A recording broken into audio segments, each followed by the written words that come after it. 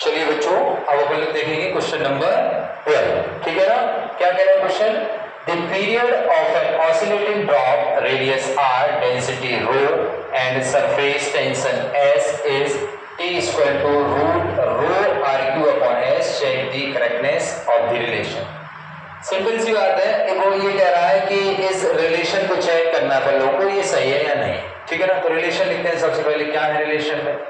T equal to under root rho r q upon s. कोई बात नहीं, इसको पूरा ऐसा करके लिखिएगा ताकि कंफ्यूजन ना रहे आप लोग। ठीक है ना? तो कोई दिक्कत नहीं। क्या करेंगे सबसे पहले? Squaring on the side, squaring both side.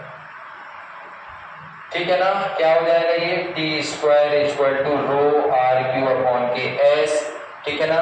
इसका डायमेंशन फॉर्मूला क्या होगा अपना? टी स्क्वायर, क्योंकि टाइम है क्वेश्चन में आपको गिवन में। ठीक है ना? तो इसका तो क्या हो जाएगा? T square. ठीक है ना? लीजिए, ये हो गया आपका रो आर क्यू अपॉन के एस।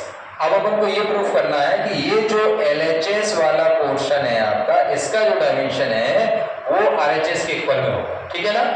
RHS वाला जो पोर्शन है उसका भी डायमेंशन टी स्क्वायर ही आएगा। चलिए सबसे पहले इसी को करते हैं अपन लोग। देखिए इसमें कैसे होगा। रो यानी क्या है? डेंसिटी, और डेंसिटी का डायमेंशन फॉर्मूला क्या होता है? देखिए ml टू दी पावर -3। ठीक है ना? साथ में क्या दिया है? RQ। तो RQ यानी कि R डिस्टेंस है, तो LQ हो जाएगा ये। Surface tension S। ठीक है ना? सरफेस टेंशन देखिए कितनी बार ये सरफेस टेंशन आ चुका है। मैंने पहले भी कहा था कि आप लोगों को डायमेंशन फॉर्मूला याद करना ही पड़ेगा। ठीक है ना? फिर भी अगर किसी को याद नहीं है तो देख लीजिएगा कैसे निकलेगा।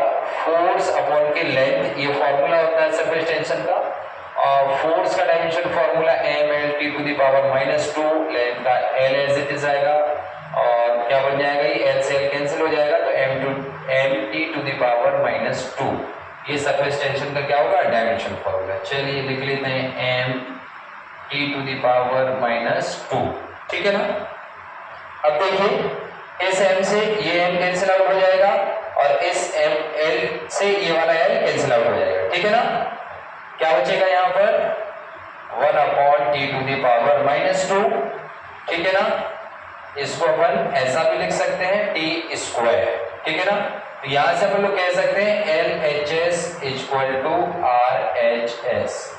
ठीक है ना? देखिए यही तो प्रूफ करना था कि dimension of LHS equal to dimension of RHS। LHS को अपन लोगों ने सॉल्व किया था यहाँ, तो इसका क्या आ रहा था? Dimension formula T square. RHS को भी सॉल्व किया, अपना फॉर्मूला क्या आ रहा था? Dimension formula T square. ठीक है ना? दोनों साइड जब इक्वल है तो अपन कह सकते हैं कि ये जो रिलेशन है वो करेक्ट है। ठीक है ना? This relation is correct. I hope आप लोगों को समझ में आया होगा। ठीक है ना?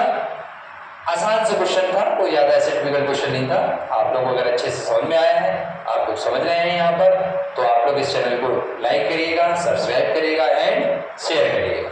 Thank you.